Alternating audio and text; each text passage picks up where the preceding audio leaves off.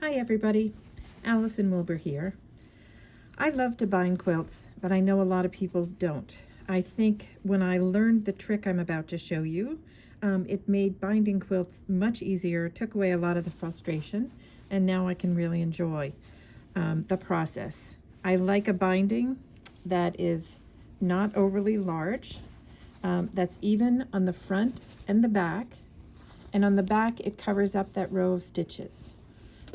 Nice and full, nice and taut, double layer so it will wear well.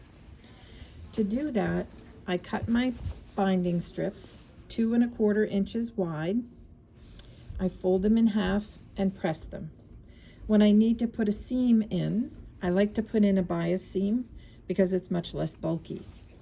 What I do is I lay my one strip down and take the second strip and put it perpendicular and right sides together. Line it up evenly. I would put a couple pins, one here and one here. Draw a line from corner to corner and stitch that line. Then when I open it up, it will be nice and straight, and I trim off that corner. I'm not showing you that at the moment because that's what we're going to do at the end. The process is exactly the same. I've left a tail at the beginning that's about 8 inches long. I'm going to leave a tail at the end as well, and I want those two tails to overlap by exactly the width of the fabric.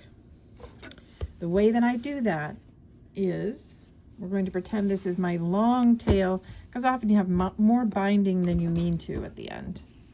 It's better to have too much than too little. And this is my beginning tail, and this is my end tail that's coming as I've come and sewn all the way around the whole quilt.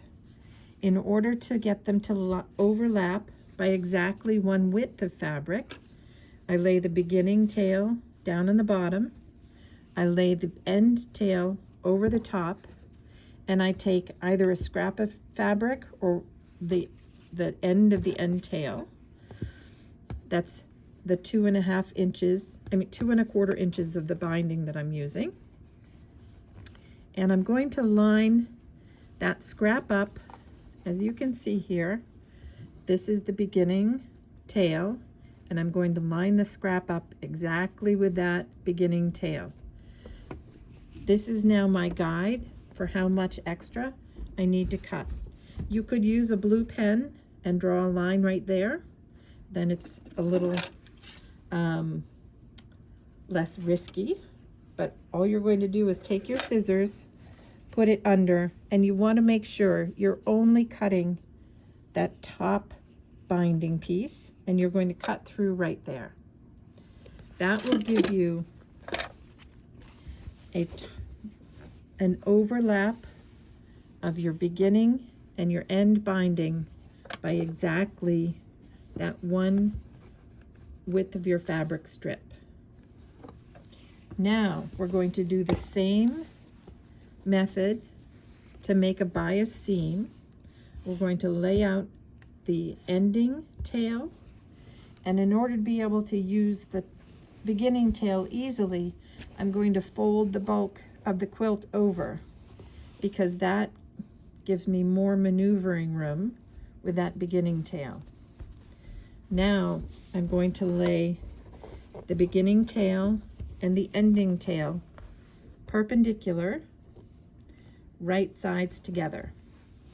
So you can see they're perpendicular to each other and right sides are together. Next, I'm going to take a couple of pins and pin this so it will stay stable and not shift on me. Then I'm going to take, I have this little 1/4 inch ruler that I like to use, and what I want to do is line up this corner where the two pieces meet and this corner where the two pieces meet.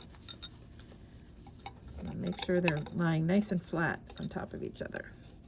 And then I'm going to take a pencil or a blue wash away pen or a friction pen and just make a mark along there. Now that I have my seam line drawn, I can take it to the sewing machine, and I'm just going to stitch corner to corner along my line.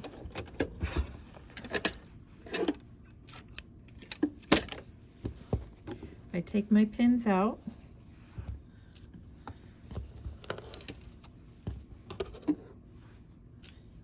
and open up the strip.